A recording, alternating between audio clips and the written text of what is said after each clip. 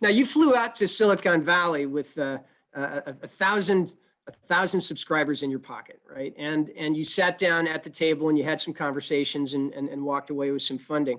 But I imagine that you would have had a very different set of conversations and probably a very different experience if your idea had been on the back of a napkin as opposed to being represented by 1,000 subscribers, right?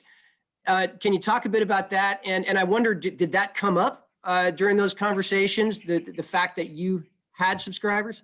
Yeah, Must have.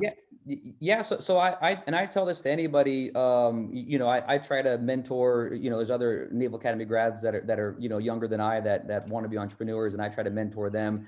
And I tell everybody, there's no excuse these days to not have some type of build some type of subscribers to prove your idea, and that could be a landing page where they just sign up and are on a wait list. It could be anything, right? But it's very difficult to get people behind you these days unless you've like sold a bunch of companies before, or you've done you have a strong proven track record that they're gonna bet on you. Like there's just too many tools out there, and it's too easy to build something that you need to prove it. And so for us, it definitely came up that like I built it. But the best thing was it was the traction that we actually showed, which actually told our story of, hey, we have both renters and property managers sign up. And I would say the number one thing that we heard when we first started pitching the idea to investors, especially locally, was, hey, this is great for renters because this helps renters get back their deposit, but no property manager is ever going to pay for this. And I'm like, I'm telling you, like, this is like property managers will want to use this.